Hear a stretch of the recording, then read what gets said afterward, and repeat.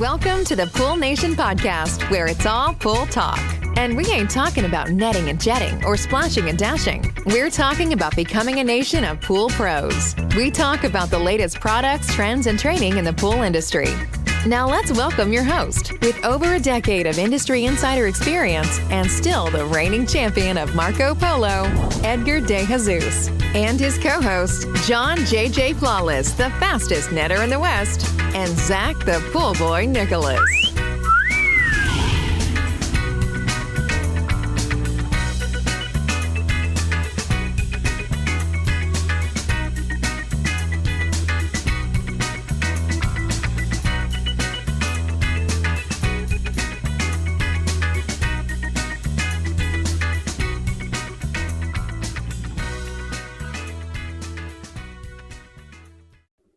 Welcome, everyone, to the Pool Nation Live podcast with myself, your host, Edgar De Jesus. And yes, I am the reigning champion of Marco Polo, along with John JJ Flawless, the fastest netter in the West, and the famous Zach, the Pool Boy Nicholas.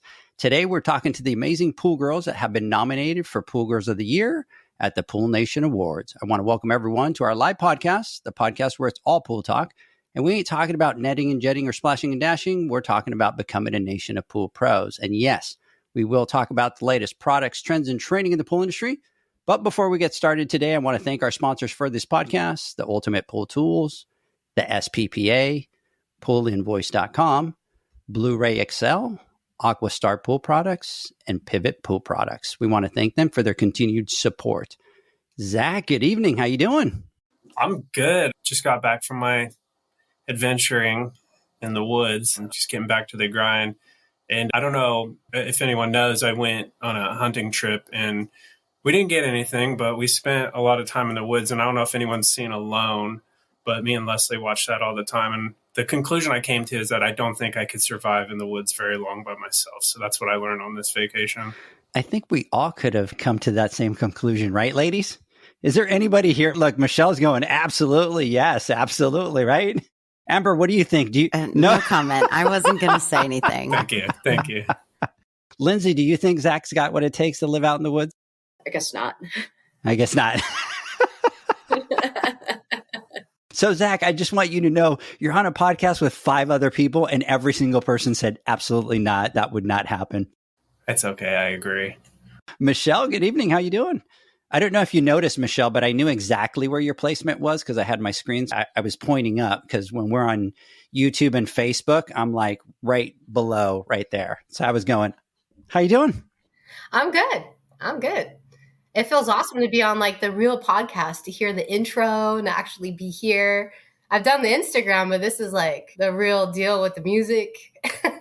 And all that fun stuff. And I do have to tell you, already we have Daniel Bowden over here, and he does this to instigate me every time. So he always says either hi to John or hi to Zach before we come on. He never says hi, Edgar. And he's already on listening live, and he's like, hey, what's up, Zach? I got you out here, Mr. Bowden. I'll do the hi, Edgar, for you. Hi, Edgar. Thank you. Thank you. Amber, how you doing? I'm doing well. Thank you. I saw that you had a little bit of a rough day today. Yeah, every day is unique. I cleaned a ton of pools and had a few setbacks, but it's all good. You're good and ready to go? Yeah, had a little rain and weather and everything else, but that's pool girl life. I am going to have to ask you that if you do try that TikTok thing that you're going to do, that you please video that for us so that we see if it works or not. I'm totally going to do that. I've already gotten requests, so yeah, we're going to try it. There you go. Absolutely. Lindsey, how you doing? Doing good. No rain today. Of course, I'm throwing Lindsey under the late watch here, right, Lindsey? Because it's still early for you. Same time zone. Same time zone. Every time I do this to Lindsey, I'm like, yeah, I think you're in the Florida time zone when you're in Central with me, so. Well, some people just say we're lower Alabama, not Florida. Now, is that a good thing or a bad thing? No, we're Florida. You're Florida. Did you see that, Zach? She didn't say it was a bad thing. She's like, no, we're just Florida. So, Kristen, how you doing? I'm doing all right. Yeah? It's been a long day. Yeah. I feel Amber on this week. This week's been a struggle. Yeah. Now, let me ask you. So normally Thursdays are the long days for everybody. Was that your case, Kristen? Is it your long day? Yeah. Wednesdays and Thursdays are my long days. Yeah. And this week, everything just wants something to happen. What about you, Michelle? It's Thursday your long day? Yes, Thursday is my long day, but actually, I had a pretty good, smooth day. I actually could have gotten everything done by dark today, but I had to be here, and we had a semi-truck overrolled on the freeway going southbound. So I actually left 5 accounts to do tomorrow because I didn't want to miss this. So, but yeah, other than that, it was actually, everything went pretty smooth today. But I hear you. There's just those weeks where everything goes wrong, and, it's challenging, but then it makes the normal weeks seem like a breeze. So got to thank those weeks sometimes, I guess. That's crazy. And now I'm feeling a little guilty that you left 5 pools for tomorrow. I'm like, ugh. Well, how many pools do you do on Fridays? Oh gosh, I'm trying to do it in my head. Well, I have 11 commercials, although one of them I do on Thursday. So I have 11 commercials, and then Friday, I don't know, like 12. But there are a lot of spas in that. And then I have 3 sick route pools from IPSA that I have to do on top of it. And that throws a wrench in. But luckily, I have a couple customers that if I need to go Saturday, I can for this special Pool Nation occasion. Thank you. You tell them thank you for that. We appreciate that. Yeah. But sounds like you're going to have a long Friday tomorrow anyways, with all those accounts. Yeah. Especially those commercials. There's been no wind, and the weather cooled down a little bit. We actually had a heat wave, which is like some of your normal weather. So I feel you. Shouldn't be too bad. She threw that in as a dig, right, Zach? She's like your hot weather, right? Well, it's like 100 degrees here. That's crazy hot for us. We're like, our hot's like 70 for like 2 weeks straight. It was over 100. That never happens here. Yeah, so because you're up close to the coast, right? Yep. Stay close to the water. Nice. Yeah. Now you guys out in Florida, your weather's pretty much for the most part pretty consistent, right? Oh yeah, it's summer, kind of summer, not so much summer. It's hot all the time. So what's your hot? What's the hottest it gets in the summer? I think July and August is pretty much the hottest. Pretty much the same degrees. It's like high 90s, but the humidity when it's like at 100%, which is the majority of the time, it feels like you're just in a swamp. It feels like you've stuck your head in a dryer with some wet clothes. I mean, it's really bad. Oh, that's crazy. Do you get the same thing, Lindsey? Do you get that same, or because you're up more? We're slightly different. We get hot. Don't get me wrong. It's 90s, 100 degrees with the humidity. But in the winter, we do get colder. We get down to the 30s that's where cold. They don't. I always joke around because when I moved to Texas, everybody talked to me about the heat. And everybody's like, the heat, I can handle the heat. Nobody talked about the cold weather. And if you guys ever want to see me cuss a lot, make me go get in my car outside when it's 30 degrees outside and I got to get in my car and it's freezing out there. I just can't manage that out there. I hate that. But a little snow comes and he's out there in his cowboy hat getting pulled around on an inner tube like a little kid out there. We all saw that. I do have to tell you. So when that happened, hey, Jeanette, big, huge shout out to you over there, guys. Jeanette has joined us. So it snowed. It was a lot of snow. None of the kids wanted to go outside. Everybody's locked up. So I'm telling my wife, I'm like, go get the car. I'm going to get the hamper and I'm going to get a rope and I'm going to have you pull me around in the car. And all my kids are like, oh my God, Dad, you're so corny. Oh my God, Dad, why are you doing that? Next thing, they all came out after we'd been around 4 or 5 times. And then we were outside for probably like 4 hours pulling everybody in the car. And I'm like, who's the corny old man now, huh? So I got the last laugh on that one, Zach. Anyways, ladies, let's get through a couple things here before we get started today. I want to talk about the Pool Nation Awards, which all of you ladies were nominated for Pool Girl of the Year. So a big, huge congratulations to all of you. Super excited about that. For all of you that are listening, go to thepoolnationawards.com and go ahead to register to vote. If you registered last year, all you have to do is log back in and you can vote. The event is going to be held November 16th in Las Vegas at the International Pool and Spa Show, and it's going to be from 6 to 9:30. Everybody polished those suits. Lindsey was there last year. She knows she got to dress up. As a matter of fact, you're on our website, aren't you, Lindsey? Like, she's one of the stars of she is, right? I was surprised when I went to the website. I'm like, oh, that's me. She looked like a movie star. She did. Like, all of you women looked amazing last year. Kristen, you guys were all dressed up. And as a matter of fact, I don't know if you guys noticed, but that's the most shared picture of the awards with all the pool girls there together. So anyway, so it's November 16th in Las Vegas. Everybody go out there, join us. If you want to register, go to poolnation.com or the Pool Nation Awards. There's two things that you need to do. One, go to the free Expo Pass and you can click on there. It already has a code in. All you have to do is register and you get a free Expo Pass. If you do not get that Expo Pass in advance and you try to get it there at the show, they'll charge you $60 for it. So it's a free pass. Go there, click on it. To get tickets for the Pool Nation Awards, you can do one of two things. You can go to poolnationawards.com and there's a button there. Or while you're registering at the show, I think the fourth step or the fifth step asks you if you want to go to any of the events. You can click there and you can register from there. The other thing that I want to talk about is that we're going to be doing another in-person business training class, and that's going to be over in Frisco, actually. And that's going to be on Saturday, September 24th from 10 a.m. to 6. The neat thing is that the night before, we're doing a women's networking event, and that event is free. It's going to be in Studio A, where we record a lot of our stuff there. And what we're going to do is we're going to have a networking event, and we partnered with Kelly with Pool Girl Training, and they're going to be there as well. And what we're going to do is have dinner. We're going to network. And then we're going to have Danielle from the SPPA and Jamie Novak from Natural Chemistry come out, and they're going to do a presentation on Sure Determination, a personal branding and leadership class for women. If you're interested in going to that, what you're going to want to do is go to Pool Nation, and there's a button there that says Women's Network. Click on that, and you can register and go to the networking event. Oh, the other thing, Kristen, is that since you're coming, we're going to be taking headshots. We have a professional photographer, so make sure you come decked out and ready to go so that you can have those ready. Zach, you alive back over there in that corner? I'm here. You're here? Okay. So I'm just checking in on you, buddy. That's all. You good? Yep, I'm here. I'm ready to go. You're ready to go? Okay. I have to check on him every once in a while, ladies, just to make sure that he's with us. It's past my bedtime. He's just thinking IPSA is all he's thinking. So anyways, to register for the financial business class, just go to Pool Nation. There's a button there that says financial business training. You can click on that.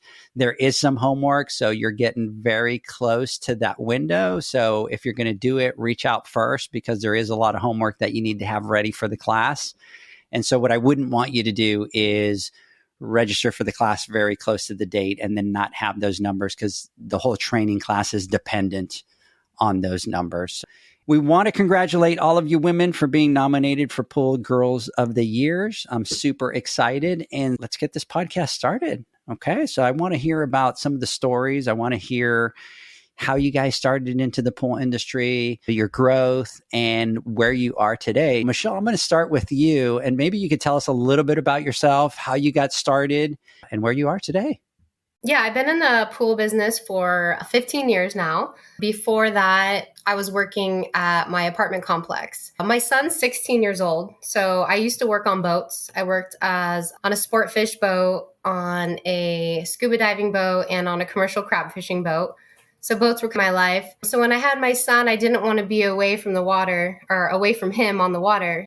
My apartment complex hired me and stuck me in the office, which now is good because I learned a lot of business stuff that applies to what I'm doing now. But that didn't last too long until I was like, no, I got to do maintenance. So luckily they let me do maintenance, and there I got to do stuff like install dishwashers and garbage disposals and learn a little bit of electrical and plumbing, which I enjoyed. I don't know what got me to want to be a pool cleaner. I was looking at all the pool trucks and would go up to all the guys and ask them how to get into the business. And the guy that hired me on was a great guy to learn from, because he runs his business well, and he's a very positive person, and he trusted in me very quickly with some repair work. A lot of the times it was like places he didn't want to crawl into or whatever.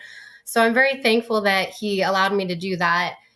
And within the first year and a half of cleaning pools for him, my first account was a commercial account, which I think was the best experience because I had to go get all my licenses and everything. And with a commercial, you have to do everything perfect and you have to learn everything. And repairs, you have to do the repairs right away. You can't just close the pool for a time being. So that was a good first pool. And then they gave me 3 of their other commercials.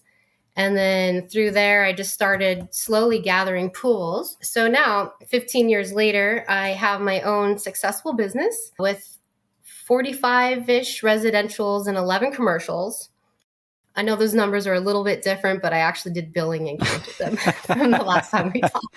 But yeah, so yeah, it's been good. I'm pretty busy. My futurely, I would love to hire a crew of girls, but I would love to have some employees eventually. That's a big, scary leap to do. Right now, my husband's a fisherman and his boat's been broken for about a year. So this past year, I brought him on and he's cleaning a few pools for me. And it's been great to help. And it's been a great experience to know what it's going to be like having an employee and trusting them. Because there's so many times where I'm just like, oh no, I'll do it. When really I need that time and I need to be like, okay, no, he's got it. He knows what he's doing now. He's good.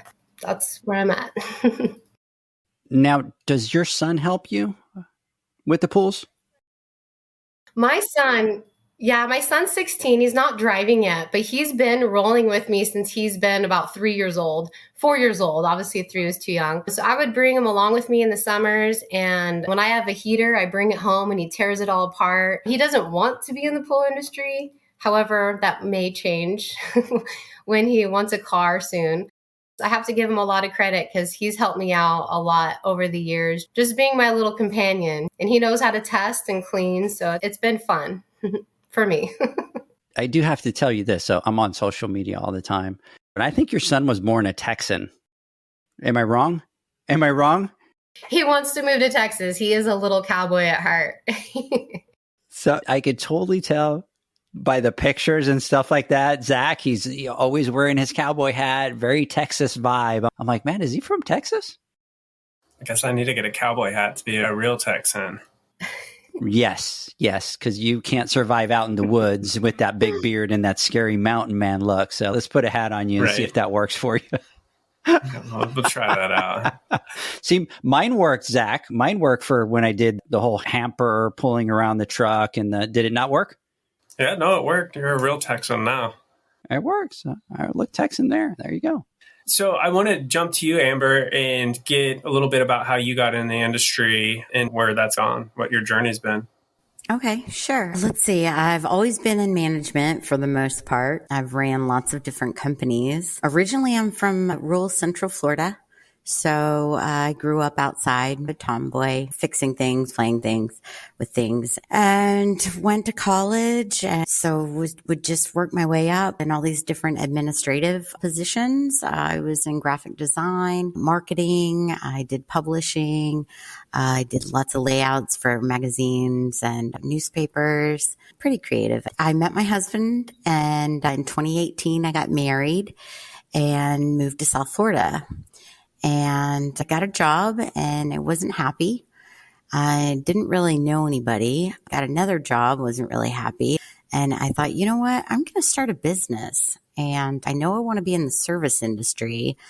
What do I really love? What did I enjoy doing growing up? What are my passions? I like being outside. I did enjoy cleaning my pool as one of my chores. I like working at my own pace. I like having a deadline at the end of the week, but not so much punching the clock at a certain time.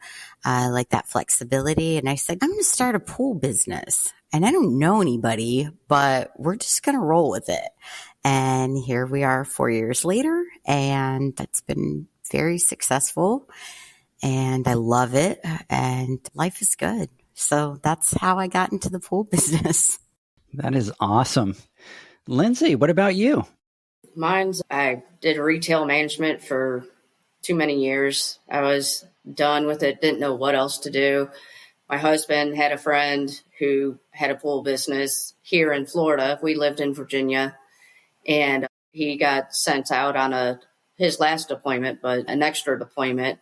So I decided to move to Florida while he deployed.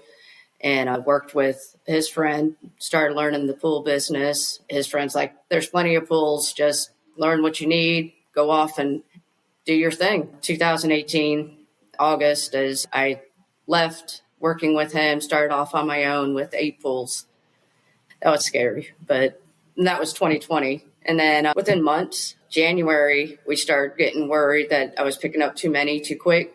Got my oldest son, who's now 26. He was finding different things and didn't know what he wanted to do. I was like, come clean pools. Before we knew it, we had 2 full routes. And then this year, my husband retired from the Navy after 21 years, and he joined the business. So now we have 3 routes going, and we need to hire. The phone keeps ringing, and we're saying no often. And at this point, we're at the point of trying to hire somebody to start getting on a 4th route. You guys are picking up pools like crazy because your husband just retired and you already have him on a route? Oh, yeah. Yeah, he's busy. Wow. Like you guys were just here. He wasn't even retired when you guys came out to Dallas. That was November. No. Yeah. He retired the end of March. So April, he was riding full time. So in 4 months, basically, he's got his own route? He has his own route. And if he needs anything, he calls, but he picked it up. Over the last couple of years, he was riding with me on the weekends and learning little things here and there and the chemistry. And yeah, he's off on his own. He does his full route. My son does his full route. And I do 3/4 of a route because I do the office work and the getting supplies. I do everything else. That's great. That's a lot of pools. So how many pools do you guys have now? So we have 85, but in the summertime, we have 185 visits because we do several commercials with 6 times a week service. Wow. And then we mainly do rentals. We have 17 commercials and then 40 something rentals, which are twice a week service. And that's March through October because we live in the Panhandle, Santa Rosa Beach. It's called 30A, and it's all tourists. It's people in and out every weekend. They stay for a week. So those pools get hit. You have a house that can fit anywhere 20 to 30 people on a 8 to 10,000 gallon pool. So it needs that extra service. So how many times a week are you visiting those pools? 2 times. 2 times? Okay. Because I learned my lesson the hard way with the vacation rentals. I started and I thought that I could do once a week and very quickly learned every week when I came back, it was either cloudy or green. And I just kind of learned very quickly. But that whole vacation rental is a beast within itself. It's completely different than commercial. It's completely different than residential. A lot of the phone calls, right? A lot of the spa's not coming on, the pool light's not coming on or any of that at all times of the day. So it's very hectic, but I'm super impressed, Lindsey. It's not too bad during the summer. It's springtime with the heaters going because you need to backwash it a little bit more. Right. Now, do you get a lot of the heaters that go down on those vacation rentals? Yeah. I mean, after wear and tear, because they're ran a lot and then they try to turn them up. So we always have to put locks on them. And yeah, I used to repair heaters. That was like the number one repair that I did was literally one heater after the other. So were you going to say something, Zach? Sorry, I cut you off. No, you're good. I was just going to jump to Kristen and say, you want to share your story a little bit, how you got into the industry and how things are going? Yeah. So I was born into the industry. My parents started their company back in, I believe, about 83, 84. So I was born in 90. So I just went right back to work. We had a actual store, just like Leslie's, but it was Clancy Spa and Pool. And so our summers and weekends were spent there and going on route with our mom. So after school, that's what we did if she didn't finish her pools. So I did that throughout my life. I definitely felt how Michelle's son felt. I did not want to do pools. I hated pools, but still did everything, like went and helped out with the store and with pools. I used to have my little side hustles in the little shopping center of washing windows and selling ices and stuff. You'd be surprised how much we made. So then I helped out my dad still when I got older. Then finally started doing regular things, like I was a manager at Kohl's and things like that. Went into the refineries here in Houston and was a lead man for about 4 years. And then my son was starting to get to elementary school age, and daycare is ridiculous for both my kids. And my sister had just started I think she was about 2 years in already, or a year in. And she's all like, Kristen, this is the best way to save money and be able to work around the kids' schedules. I was like, I hate pools though, because for years before I moved out here I'm in Houston now, in case nobody knew, I'm the pool gal of Houston. My dad was like, I need to pass the company to somebody. Your sister doesn't want it. You don't want it. Like somebody needs to. And then lo and behold, me and my sister ended up in the pool industry. Apparently we wanted our own companies. Finally started picking up a couple pools during the weekend here in Houston while I was still in the refineries. Whole goal was to, by the time my son hit kindergarten, have my own route. And so I could pick up the kid, drop them off, work, pick up the kids like my mom did. And it got jump started in the perfect time because I got furloughed during COVID. And so I got a hold of my local IPSA chapter and talked to the president and was telling him, hey, I want to get into IPSA because in our family, if you're a professional, you're part of IPSA. And that's how you network and that's what you need to do. So I reached right out to them, and our president, David Potts, he was awesome because he's like, hey, well, you're picking up more pools. If you want to help me out, you most definitely can, which ended up benefiting me more than anything, because doing pools in Northern California to doing pools in the South, Texas and Houston area, chemicals and everything, it's completely different. It was cool to have like my members of IPSA be able to help me with that learning curve, and then started just picking up pools left and right, and then broke off from helping David out. And I've been doing really good on my own. I was terrified to work for myself. That's why I told my parents I didn't want to be in the pool industry, because I grew up seeing them have customers not pay them sometimes. And it was scary. Or I saw our business, it did when like the internet and stuff happened and Leslie started happening, like sales went down. So it's a scary thing. But now that I finally took the jump and listened to my dad and sister, I could never imagine going back. I can work around my kids' schedule because I was working 96 plus hours a week in the refineries, and I have 2 young kids. So it's perfect. I see my kids all the time. Like on route right now, I actually did cuts. I was in the 50s. Now I'm at about 48. But I still do my own repairs and everything. I work Monday through Friday, weekends if I have to, because I am a single parent. So doing everything and taking care of my kids is my main priority. And pools have been a godsend, I'll tell you that. So that's a little bit about me. I am part of IPSA. Those are my buddies. And then also the women's group and stuff. And I really like that I've been able to reach out and even help other companies in my area, and that we're just cool at helping everybody. So we all build each other up. So that's how I started.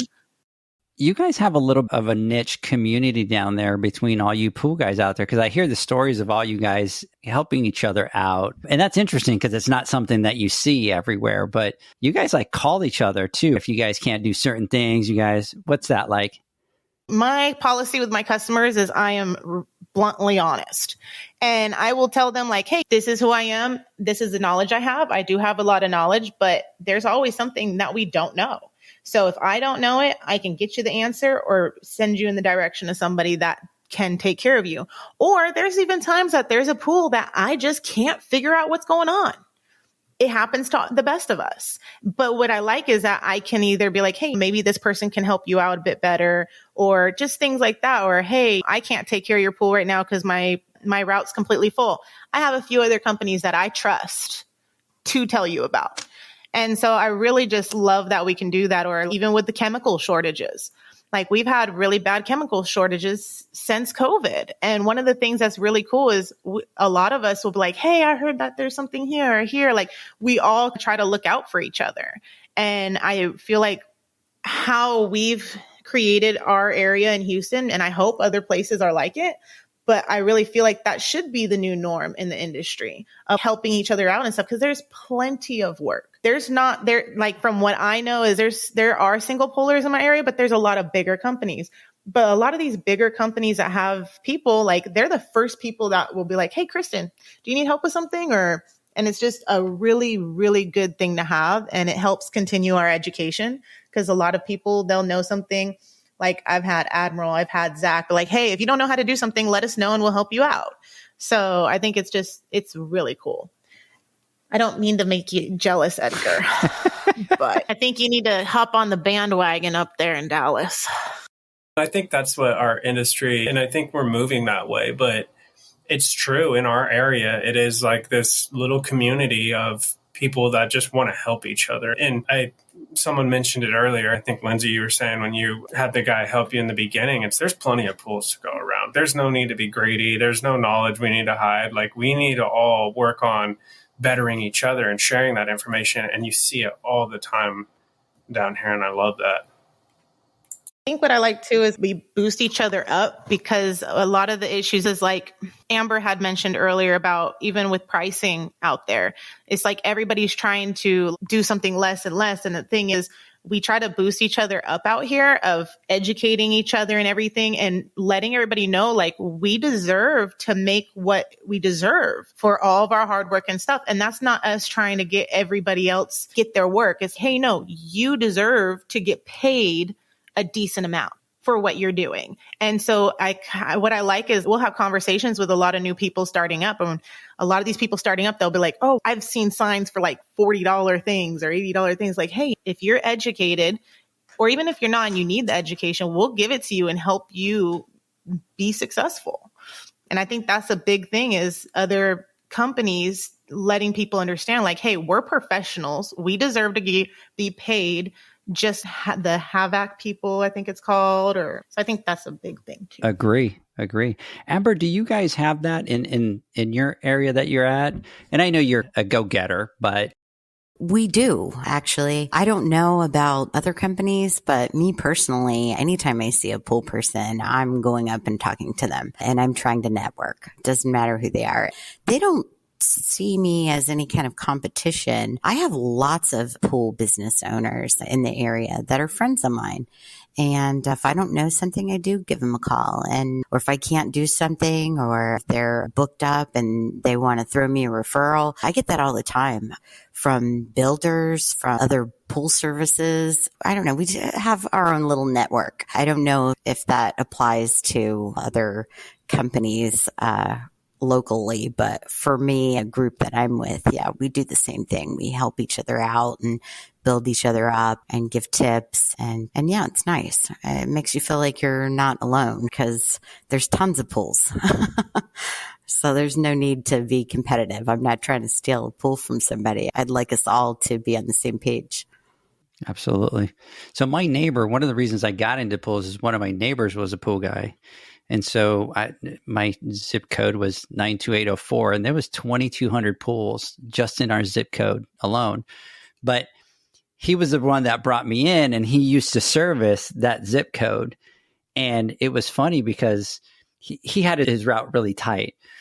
But if for some reason, and again, I say tight, but there's 2,200 pools, and he was a single poler, and he had serviced like 85 pools. But if I picked up any pools close to one of his, he would be like really mad, and he would tell me, even though he was helping me, he was like, get out of my zip code, get out of my, and I'm not kidding. Like, he was serious, but that was the old mentality of, this is my area, stay out of it.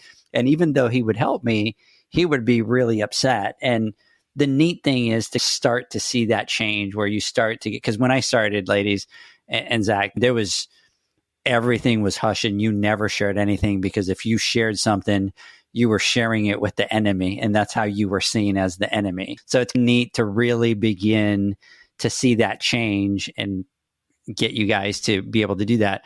But I think with all four of you guys have all that personality of, you're strong women, so you'll go out there and do it. And you're not afraid to just see a guy and be like, hey, what's up? And just get in their face and get in their space to be able to meet with them and then network, because that's what it's all about. It's really the power of it is the networking. That's what really brings the power to it. So it's neat to see, because I've seen some of you grow in your own space, and it's neat to see how strong you are. But also you have that network. But if you think about it, it's not because other people are doing it. It's because you ladies aren't afraid to step into that space and be there.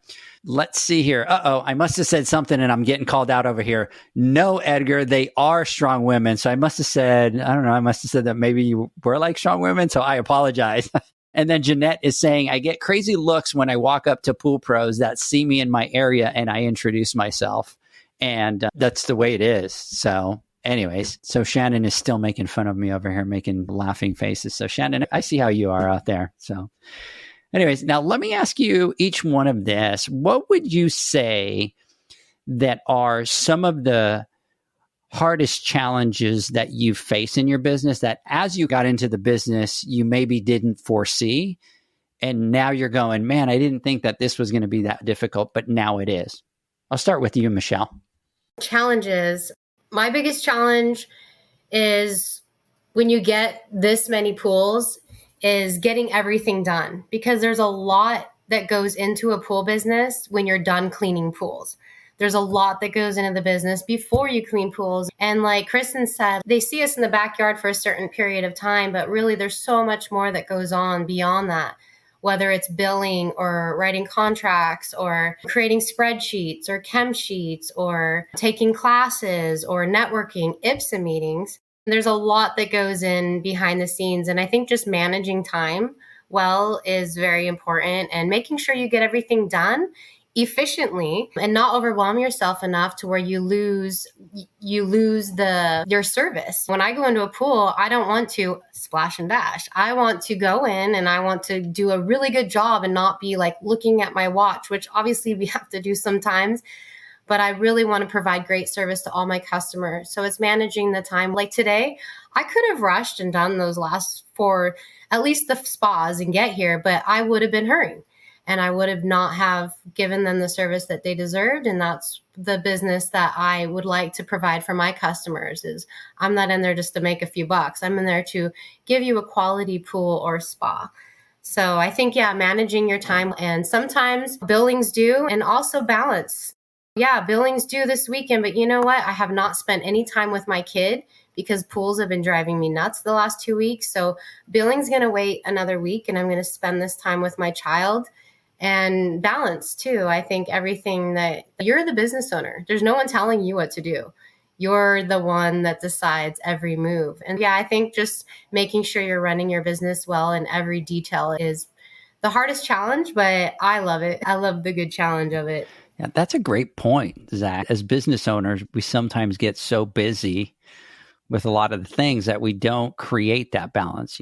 We always all like, oh, I could do this, I could do that. But especially when you have kids and stuff like that, it's important to create that balance. So I think a lot of people get, and I think John mentioned it last night. Someone had asked about hiring, and John made a point about how you have to value your time and you have to look at it and price yourself so that you're accommodating for that expense of having someone do that. And I think a lot of us, when we start out, I think a lot of the differentiator, what we say, how are we going to be different than everyone else, is we're going to do a better job and we're going to do it more affordably for a customer. And I think that's where we end up chasing a lot of time, because we have to have that workload in order to make ends meet and pay bills and things like that. And so time is a very tricky thing that we have to learn to master. But again, to your point, I love being a business owner because it's on me to figure out how to solve that puzzle and manage that time. Absolutely. Amber, I'm going to go with you next, but let's do this. Let's take a quick word from our sponsors while I cool down from being burned from Shannon over here. Shannon, I see you over here. She burned me, so I need to go out and take a commercial break here. Amber, when we come back, you're next. The Hyper Pole from Ultimate Pool Tools is a pool care pole designed by pool professionals for pool professionals, featuring precision-crafted carbon fiber and stainless steel construction. Go to ultimatepooltools.com or Instagram at Ultimate Pool Tools. Pool pros have specific needs when it comes to general liability insurance. The SPPA program has you covered. With 3 tailored and customizable general liability options, SPPA makes it easy for pool pros to feel secure. Find out more and get covered at thesppa.com. Now available, Pool Invoice is a pool billing software created specifically for the pool service and repair industry. It's developed for our industry and only our industry. Pool Invoice is built with recurring billing in mind. You can print, email, text invoices, or even send via WhatsApp. You can add reoccurring or yearly charges, accept credits, and set up autopay. You can even see when customers have seen the invoice. It even has a customer portal where they can log in and see, print, and pay invoices. It has all your customers' information on one page, so you don't need to search through hundreds of invoices looking for the one you need. Just go to the customer profile and it's all at your fingertips. Created specifically for the pool industry, Pool Invoice. Now available at poolinvoice.com.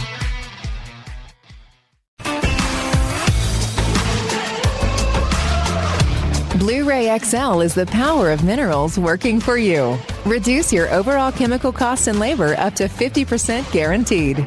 Whether you have 20 accounts or 20,000, Blueray XL's direct pricing and free shipping to the pool trade have you covered. Improving pool professionals' profit and work-life balance is what they do. Blueray XL, the real mineral purifier. Visit them at BlueRayXL.com. Blueray all day.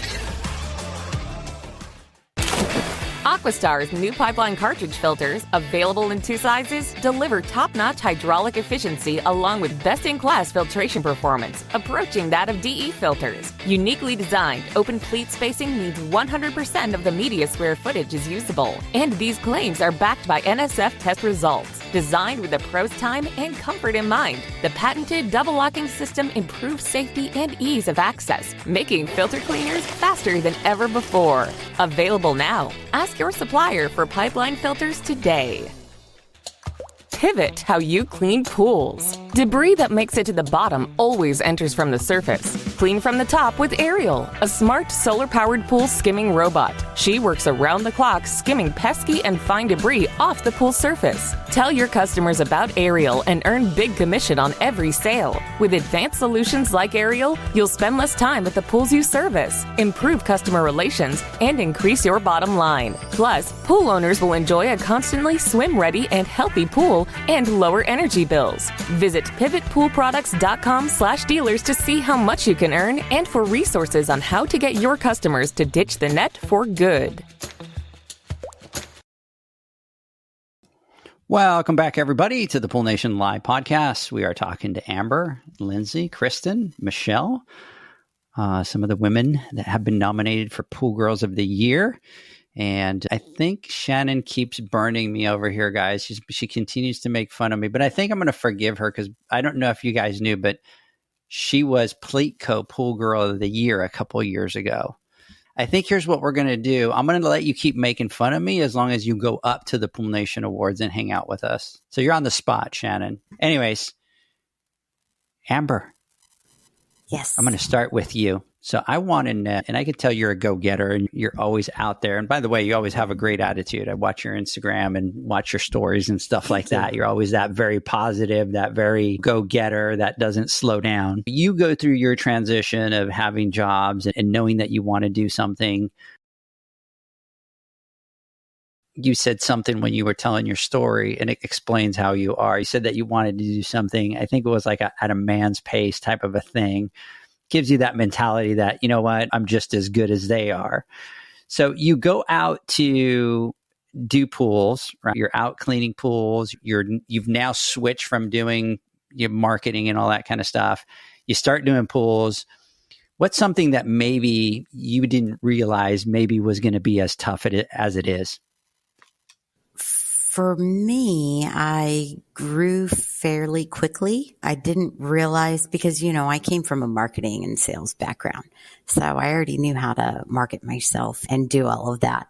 And within the first year, I was cleaning 96 pools a week. And I was doing it by myself. Sometimes I had my helper, but I went through quite a few helpers. And I kept getting propositions for more work and doing more things. And I was injured a few times. And it was just a lot of work.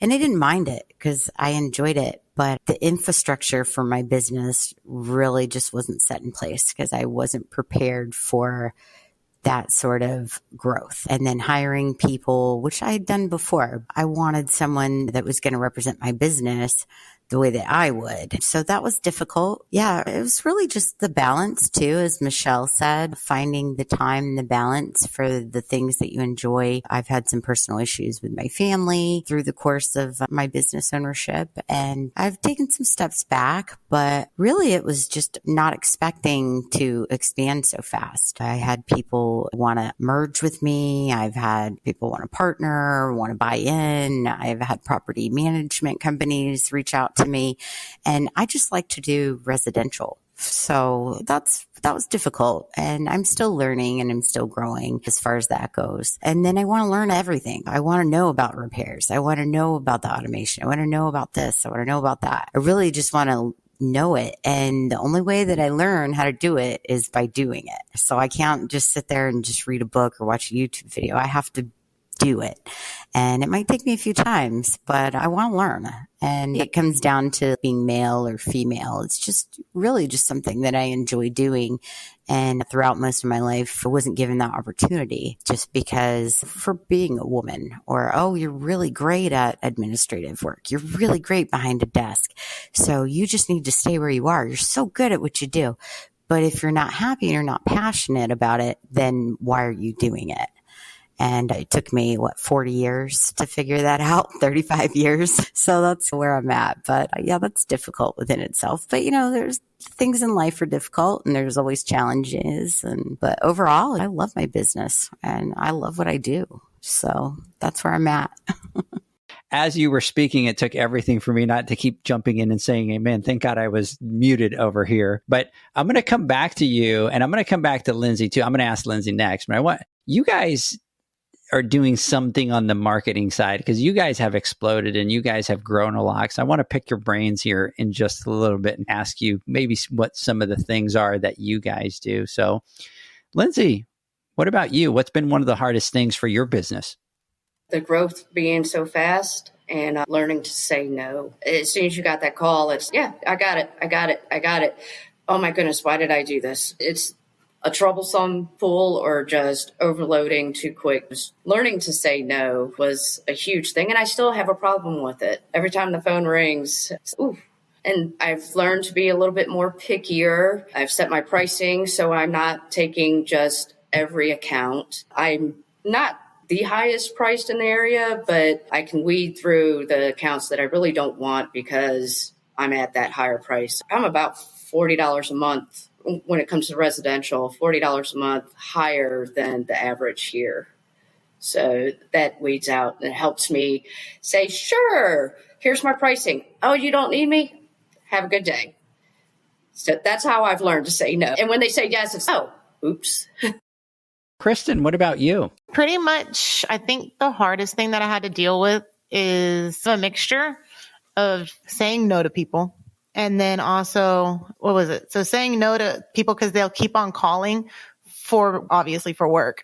And I'm just already at my limit. And saying no to customers or potential customers is hard because you never know like when you're going to lose one or things like that. But it's like at the same time, like Michelle said, I want to give good service. So it's definitely saying no. Then a mixture of customers when it's a customer and you know how they go, oh, like I'm on fixed income or can you give me a break right now? And it's just like, I'm very sympathetic because like I'm a normal working person. I know what it's like, but it's like, I'm so sorry. No, I can't. So that can be difficult. And so that part of saying no to things, I've gone pretty good at it though. And then I think my hardest thing is definitely doing my office side. Because it's like, I'm so good at getting my pools done, even though sometimes they have to roll over to do what I need to do. But it's actually getting my billing straight or organizing all my paperwork for taxes and things like that, and actually doing that side. So Amber said, man, people are like, man, you do that office stuff, that admin stuff so well. They aren't telling me that. That's for sure. So pretty much, I think that's my biggest, I guess it just balancing things in general. To think like a few years ago, I would have said, oh, it's people trying to convince people that I can do what I do. Now it's like, oh no, that's easy.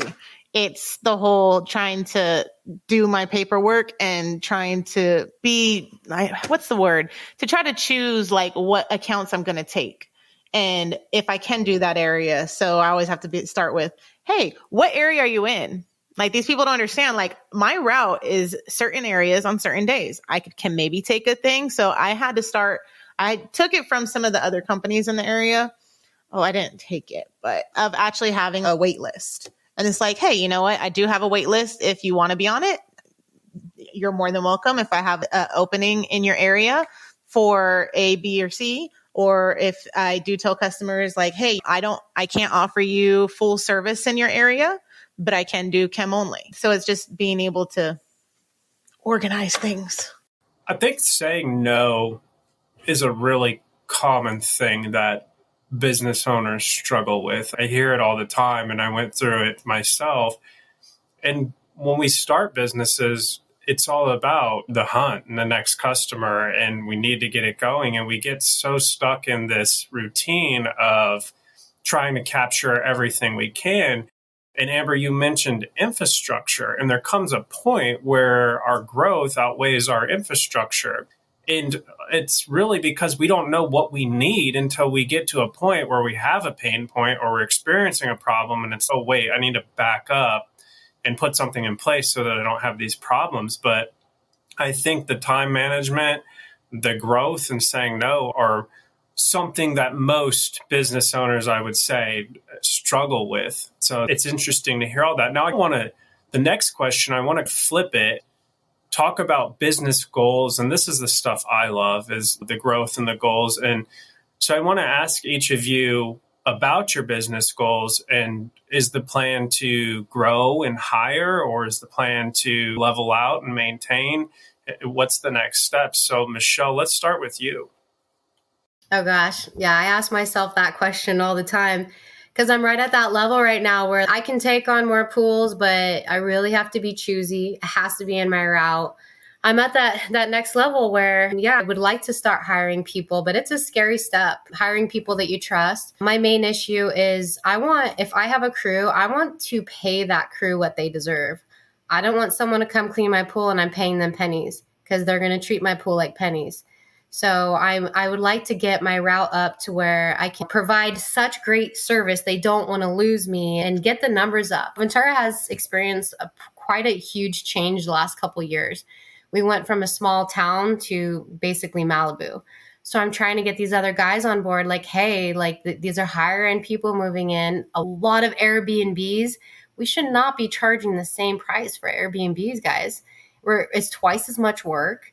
And so I'd like to get the prices up a bit before I take on people. Like I said, if I have a crew, I want them to be happy. I want them to be paid well, to be treated good. I would like to actually have a couple fleet of trucks. Technically, I would like to provide them with their own vehicles. They come, it's there. They don't have to put wear and tear on their own vehicle. Pay them as an employee, do the workers' comp. If I'm going to do it, that's how I want to do it. And I want to do it right. So I'm really hoping, just going with the flow, and really hoping that does eventually work out. Yeah, so future goals. That's awesome. And I'm curious too. I wonder how many people they shop with other people's wallets. I think it's John that always says that. And how many price points in different markets are set just because everyone's shopping, or whatever John always says. I probably botched that all up. But And it's like the story Edgar was telling earlier, I believe, about the 110. And it's like, oh, you need to be paying him 200. And so that's what he offered. And I wonder how much opportunity there is, because all of those things you just mentioned, they all come at an extreme cost. And it's not just when we're in the backyard and we go out and we do the work and then we leave. It doesn't just stop there. There's all those other things. So it's always interesting to me to think about how much is being left on the table in these different markets. Yeah, and I think a lot of people, like John says, you shop with somebody else's wallet. You're like, oh my God, I can't tell them that amount of money because that's a lot of money. But that's what it's going to take for you to be able to deliver that service and deliver that product. And especially through the podcast and the networking and all that. And you look at Zach, the rates that Zach charges is because that's what his business needs. And even when the rates were before COVID, that the rates were really low, that's what he was charging. And people would go, that's impossible. You can never do that. But when you deliver that top-notch service, when you deliver what you ladies are talking about, which is, I don't want to splash and dash. I want to give a quality service. In order for you to do that, you have to charge a quality rate. So a lot of times I hear people from all areas, right? Whether it's California market that I've been in or in Florida, oh, we'll never get those rates here. Oh, we'll never get that. But yet you have somebody that penetrates that market, that delivers that VIP service and gets the $279 a month. And everybody else is like, oh my God. Just talking to Corey from San Antonio. There's a lot of people in San Antonio going, oh, I can't. And he charges $275, $300. He gets it all the time, but he delivers that quality service. So absolutely agree. Amber, what about you? What's your goals? Oh, okay. I've thought about this because I've already taken a step back. I do want more growth. I have 2 trucks right now. I wouldn't mind hiring someone else. For me, it's just more finding the right person. And again, just working on that infrastructure. I need to really lay out my business plan and work on that. I've had some things at home going on, and my husband had some illness and a lot of other things. So I'm trying to find that balance because I really love being a business owner, but I also really love my family dynamic. And it's hard. Where do you draw the line? How far do you want to grow? How big do you want to get? How much time do you want to spend away from your family and the things that really matter to you? I love my business, but at this point, I think I'm comfortable where I'm at just because it's not stressful. I'm enjoying it. At one point, it was so overwhelming that I didn't have the passion anymore. There were times where I'd be like, oh, I just want to quit. This is horrible. And then it was that turning point where I was like, wait a minute. I started this business because I loved it and I was passionate about it. And I got up every day, like wanting to go to work. It's not that way anymore. So maybe I need to reevaluate where I'm at. What are the things that are stressing me out, that are causing me grief in my business? Is it too much growth? Is it this? Is it that? So is it a person? Is it my customers? What is it? I did take a big step back and I'm comfortable right now. I'm comfortable enough where I can do the things I enjoy. And I'm not going to lie, this last week, I've been working like 12, 13-hour days. I pick up about 5 pools a month, maybe, and I do a lot of quotes. I don't turn people down. I will always just at least look at it. And I put my prices on my website as well. And I do that on purpose because I don't want my customers to feel like I'm nickel and diming them. I don't like the hidden fees. We have a lot of guys down here that do the a la carte stuff where they're like, you know, we're charging for this, charging for that. And I get it, but that's why you charge $60 for a month because you're going to tack on something all the time. I want an all-in-one, all-inclusive service. I lost someone a few days ago. They were referred to me and they saw my website and then they never called back. They said, I think your price is a little too high. That's great because that just weeded out. It was someone that was probably going to give me a hard time anyway. So that works. So that's how I run my business. Again, I'm a little high for my area, but yeah, I like it. And my overhead is enough for me to make a profit. It really just depends on what your overhead is. How much are you paying for your truck? How much are you paying for your space or your chemicals? I've been able to not go out of business during all these tough times like a lot of these bigger companies because I keep a really low overhead. I don't have a lot of loans. I don't have a lot of debt. I try to keep it as minimal as possible, just with the basics. And so I've been able to coast through some of these tough times, like this inflation and COVID and all of that. So yeah, that's as far as growth. Yeah, I'm comfortable where I'm at. I'm still slowly growing. I'd say 5 pools a month is still growth. I don't want to be at 150 pools right now until I find the right person, but who knows? That person could walk into my life next week. So I'll take that chance if that opportunity arises. She dropped some gold, huh? You were dropping some gold, girl. I love that. And yes, a lot of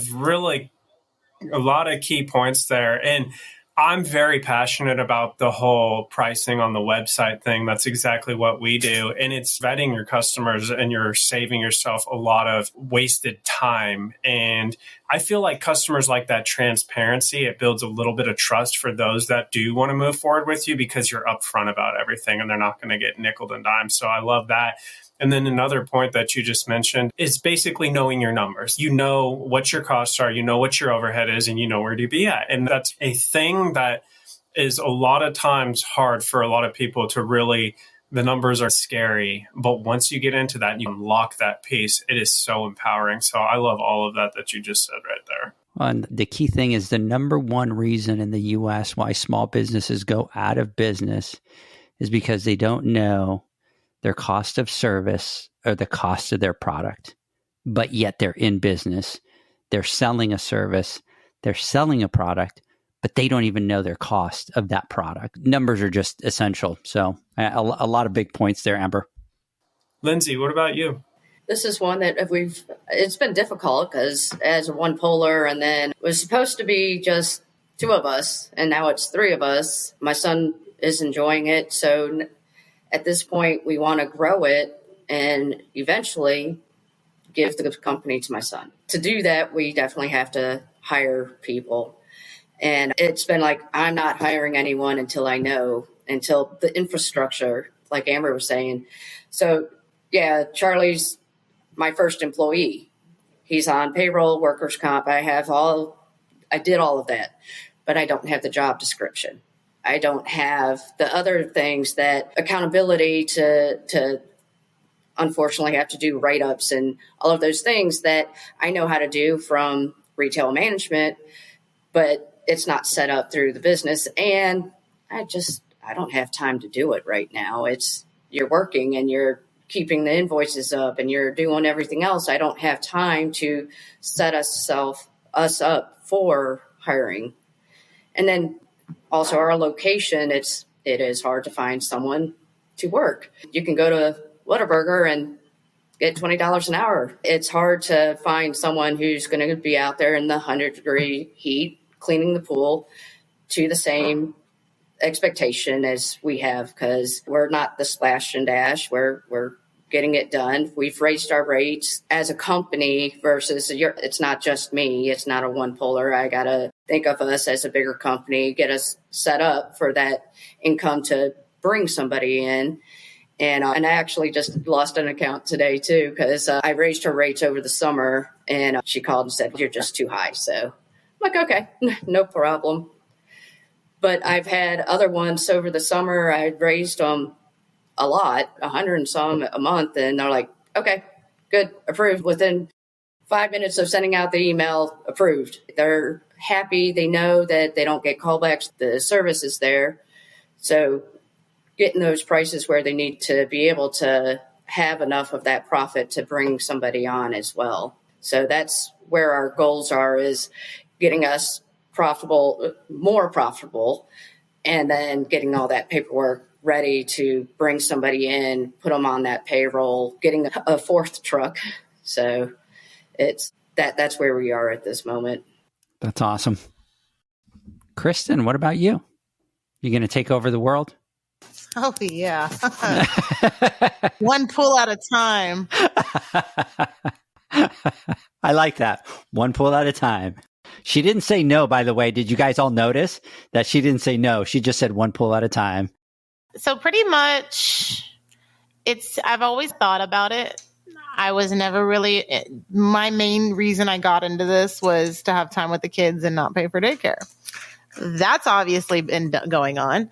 I've talked to Zach a few times about I want to hire people, but I don't feel like I'm in the place to do so right now. Just with everything that it's so up in the air about chemicals and workers and things like that. And I am still very much trying to cross my T's and dot my I's on everything else. Like how Amber is like, I know all of this and this and this of my company. So she's very comfortable. And it's like, I'm still trying to perfect some of that. So I feel like it's definitely going to take a couple of years if I do, but kind of like Amber as well. Right now I'm comfortable where I am. I really don't need a bunch more accounts. If I take on a few, that's fine. Every month, I feel like that's good for the next year or two while I gear up to hire people if I want, because ultimately I don't want to be cleaning pools myself as I get older. I've seen what it's done to my parents physically over the years. And so I don't want to do that. I would like to step more back into the behind the scenes as I get older. But right now, better take advantage of my youth and work as much as efficiently as I can till then. Why did you say that and look at me? Like, why did you say that and say, I'm going to take care of my youth and just looked at me? Why do you think I looked at you? Right, Michelle? Where do you think she like you gave are me a on my stare like, you're screen? old. She was looking at me. I think that's a guilty conscience. Is it? It could be. No, it's me telling myself that I'm still young, but I went to that parent-teacher thing today and I was like, man, I'm not in my 20s anymore. No, it's definitely just seeing how it is on my parents. I mean, my dad, he's still working. He does everything himself and he's in his 60s now. But then at the same time, like Lindsey, I want to eventually be able to give my kids an option of working for me while they're in college, or if they choose they want to take over the company when I get older and when they're older. I would like to have something that's established for them where I'm going to make sure my kids work from the bottom up, but at the same time, make it where they don't have to struggle as much as all of us did having to figure out all of this stuff.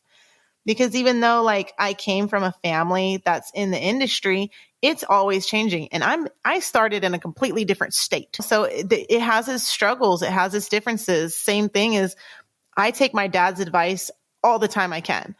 But the truth is everything changes. He started years ago and now I'm starting now in 2020s and it's a whole new market and it's a whole new state. It's like a whole different world than California. So I'm definitely in the air as to where it is. I want to grow, but I'm going to pump up the brakes a little bit because I'd rather have a good quality service and make sure that my company is going to stay afloat during hard times, which for me, starting off like actually booming during COVID when so many other companies just went out of business, that says something. And I would rather continue that than go under trying to build too fast, because I think that's a lot of the flaws that people have. Absolutely. Go ahead, Zach. It's just it's such a scary thing in the beginning. And it is something that when you make that transition, it is a huge time commitment, right? Like it just becomes that much more work. You have to invest in that person. But it's just, Edgar always tells me, it's just flexing the muscle. It's just flexing the muscle. It's just going through the process and learning over and over. And pretty soon it just becomes a routine thing. But I definitely feel for that first hire because I went through that. And I just remember it's not me out there doing this and it's someone else and I'm having to trust them. And how can I possibly train them to do it the way I do or care the way I care? And to be completely honest, that's something that I think is just, we're always going to chase. How can we get that buy-in? How can we get that commitment from other people that don't have the same skin in the game that we have? But it is once you start going through that and you start getting some people, it becomes more of a repetitive task. You learn. I'm still learning every day, but and your workload never gets less. It just becomes a lot different. And then you have a lot more of that flexibility and that time and that balance starts to come in. But there's a lot of sacrifice to get there. So it will only become harder before it gets easier. Now I'm going to tell you two things. One is when you go to hire somebody for the pool industry, and probably if you ladies look at the other jobs that you had, when you had to hire for that type of position, you were hiring a totally different type of person, right? Totally different skill set. And you're coming in now as a business owner and you need to hire somebody, but it's not just an office person anymore, because those people are probably a little bit easier to come by. You have to go and find somebody that is not only going to be good at handling your customers, a good customer service, that they're not going to cut corners when they're left alone to look by themselves. Like Michelle was doing, I could have gotten out there today and done those 5 pools a lot quicker. Guess what? Your employees probably will be like, well, I don't want to do those 5 pools tomorrow. I'm going to splash and dash and get them done. 3, you have to hire somebody that's willing to be out in the elements in order to get this work done. And so it's very difficult. My background, I worked in hotels. I hired tons of people. And I'll tell you this, when you hire your first person, they're not going to be the right person, because you're going to make mistakes. Even when I went and I started my business and I hired my first guy, I didn't look at all those things that I needed to hire for. The physical aspect of it, if they're by themselves, they're going to do the right thing all the time. They're not. And so even I hired the first person, and then I looked at myself and I go, wow, that was probably one of my worst hires that I've ever done. But you learn from it, and that's the important part. And so the only thing that I can tell you, ladies, is you're going to go out there, you're going to hire people, you're probably going to screw up the first time, you're probably going to screw up the second time. But as you hire those people, you're going to start to look at the things that you've done wrong through that failure, and you're going to go, now I learned from that lesson. I'm going to find that. And then what's going to happen is, boom, you're going to find that person and go, this is the right one. You're going to bring them on. And then that person is going to turn out to be that gold star. And here's the other part that sucks about that. Then you're going to go out and try to go hire the next person, and you're going to hire the wrong person again.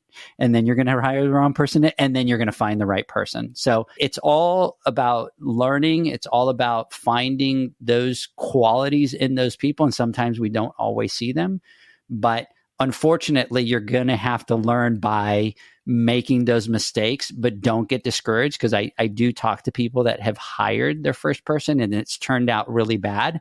And now they're afraid, and now they don't want to grow anymore. So just remember, you're going to hire those people. You're going to make the mistakes. It's okay. You'll learn from that, and eventually you'll hire those people and be able to grow. So anyways. Edgar's heard a lot of my mistakes over the last few years, and there's been a lot of them, but a lot of good ones too.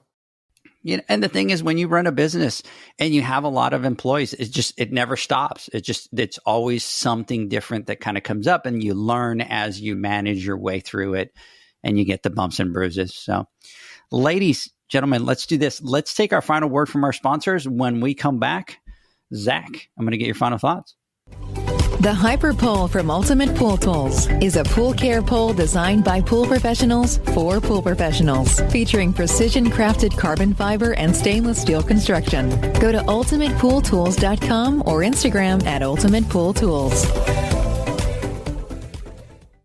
Pool pros have specific needs when it comes to general liability insurance. The SPPA program has you covered. With 3 tailored and customizable general liability options, SPPA makes it easy for pool pros to feel secure. Find out more and get covered at thesppa.com.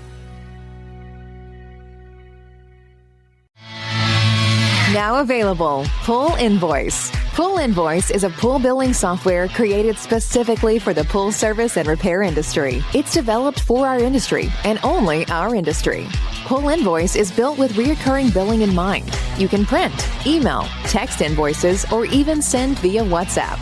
You can add reoccurring or yearly charges, accept credits, and set up autopay. You can even see when customers have seen the invoice. It even has a customer portal where they can log in and see, print, and pay invoices. It has all your customers' information on one page, so you don't need to search through hundreds of invoices looking for the one you need. Just go to the customer profile and it's all at your fingertips.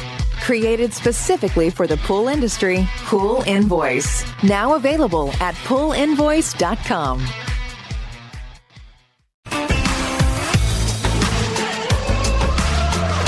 Blueray XL is the power of minerals working for you. Reduce your overall chemical costs and labor up to 50% guaranteed. Whether you have 20 accounts or 20,000, Blueray XL's direct pricing and free shipping to the pool trade have you covered. Improving pool professionals' profit and work-life balance is what they do.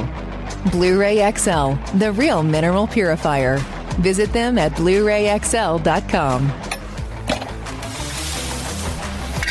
Blueray all day. AquaStar's new pipeline cartridge filters, available in 2 sizes, deliver top-notch hydraulic efficiency along with best-in-class filtration performance, approaching that of DE filters. Uniquely designed, open pleat spacing means 100% of the media square footage is usable. And these claims are backed by NSF test results. Designed with the pro's time and comfort in mind, the patented double-locking system improves safety and ease of access, making filter cleaners faster than ever before. Available now. Ask your supplier for pipeline filters today. Pivot how you clean pools. Debris that makes it to the bottom always enters from the surface. Clean from the top with Ariel, a smart solar-powered pool skimming robot. She works around the clock skimming pesky and fine debris off the pool surface. Tell your customers about Ariel and earn big commission on every sale. With advanced solutions like Ariel, you'll spend less time at the pools you service, improve customer relations, and increase your bottom line. Plus, pool owners will enjoy a constantly swim-ready and healthy pool and lower energy bills. Visit pivotpoolproducts.com/dealers to see how much you can earn and for resources on how to get your customers to ditch the net for good. Welcome back, everybody, to the Pool Nation podcast. We continue our conversation with these amazing women of the pool industry. And ladies, I have to tell you, I've had a great time listening to your guys' story. I do want to say something that's a little bit creepy. So I start going into my Instagram, and this is how much Instagram knows what our circle of people is, that I just took a picture. I posted it on Instagram. I hit A and Amber came up automatically. I started to type Houston, and of course the pool gal comes up first on there. And then same thing for you, Lindsey and Michelle. I just had to type one of your letters and your name came up straight up to the top. So I think they're listening to our podcast. And if you are Instagram, deposit a whole bunch of money into each one of our accounts. You know, I wonder if that will work. Like, Instagram into our bank accounts, lots of money. They're just going to send you photos of money. Yeah, now. Exactly. Yeah, that's exactly right. So anyways, ladies, I've really enjoyed today's podcast. I've gotten to talk to you over time, but every time I talk to you guys, I get a lot more details from your story and stuff like that. It's definitely super inspiring. Zach, let me get your final thoughts. Yeah, first of all, big congratulations to all you on being nominated for Pool Girl of the Year. It's very obvious why, and I'm super excited to be able to spend the evening with y'all and get your stories. And I personally love the business side of things. That's where my passion lies. And I love hearing everyone's challenges and everyone's goals, because the one thing that never ceases to amaze me is how you can have so many different businesses in so many different areas and at so many different stages in their business. And we all experience a lot of the same challenges and we have a lot of the same goals. So it's really cool to be able to have those conversations and relate to each other and be like, oh, okay, so it's not just me. Because I know a lot of times, even for me personally, sometimes it just feels like we're all alone in whatever's going on or whatever we're running into at that moment. So I love hearing that. And I just want to give you all a big thank you for taking the time. I know we had a little bit of a bumpy start. Edgar's quite the perfectionist with his audio and his mics and everything. So just, why do I always get the bad rap? Why is it always me that's the bad guy? We sound great, though. Yeah. Y'all sound great. So here's one thing that I want to do. Hey, Corey, big shout out to you. Maria from Ensenada and gals. Maria out here. Great podcast. Congratulations, ladies. And then, of course, big shout out to Brian Kersan. He's over here. And by the way, when you said Whataburger, he's like, oh, Whataburger. I want me some Whataburger now. So he says he's always thinking about foods. So I want to do something, just one little thing different here at the end. And that is that John is not with us tonight. And every time that John is not with us, he has to pay the price for not being on the podcast. So I'm going to throw a curve to one of you 4 ladies. And what I would like for one of you to do is to bring your inner, I can't even think of it now, inner John. And I want one of you guys to maybe do final thoughts. Like if you were John, who's going to volunteer and be like, I'll do the final thoughts for John. I mean, I'll do it. Or if Amber wants it. Come on. Who's going to do it? I'll do more than one. I'd love if you all do it. I think that would be great. So I know Michelle, Kristen, and Amber. Well, my favorite from John is, it's not all sunshine and rainbows, which I find funny because I try to make it sunshine and rainbows. That is true. You do always make it sunshine and rainbows. Yeah, but John's like, it's not all sunshine and rainbows. And I'm like, okay, yes, I know, John. But not what you should be saying, John. That'd be my final thought. That'd be your final thought. Michelle. Yes, if it were him. Michelle, give us your John final thought since he's not on here. Okay, John. Oh man, girls, this has just been so great hearing all your guys' stories. The pool business, it can be tough. And you girls, I just, what can I say? Oh my God, that was great. But really, you girls are awesome. Awesome. You sounded just like him. Oh my God, that was so good, Michelle. John, that's what. I think dinner's almost ready. That one. That dinner's almost ready. We love John. We love John. Oh. And I think maybe you were thinking Kristen was calling you old earlier because he was cracking on your gray hair the other day. Oh, wait a second. You threw me under the bus now, Michelle? Really? That's what you're going to do? You really did pull a John. Oh man, you guys. So, but does my hair look? My hair doesn't look that great. It was the lighting. It's amazing. I'm gonna call it. It was the lighting. Beautiful. Kristen, you gonna pull a John? Come on, Kristen. I know you got it in there. No, I really don't. That's kind of a him. Sometimes when he spaces out, when he's trying to think of what he's going to say, but he's just like, okay, like, I can't get over him saying that about his wife the last time, and me going on him because. Yeah, so Michelle got you with that one. Michelle and Amber, you got me. I can't do him justice. The reality is John would have already done his final thoughts like 15 minutes ago, and then we got to the final thoughts. And they're like, all right, it's late. Bye. I know I always say this, but Yeah, that's Lindsey. That's what you should say. You should say, well, I was going to say my final thoughts, but I already said them during the podcast. Well, there you go. You just said it. There you go. We're done. All right, ladies. I do want to thank you. I love talking to you guys. I know why you guys all have been nominated for Pool Girl of the Year. And I want you to think that there's been other people in the industry that have looked at you and have said, I want to nominate this person for Pool Girl of the Year. And a lot of times through social media, we don't really get to know people intimately and know their details and talk to them and do all that kind of stuff. Talking to all 4 of you tonight, it's very clear why somebody went out and nominated you for Pool Girl of the Year. And question, are you all going to be in Vegas? Yes. Amber, Lindsey, Kristen?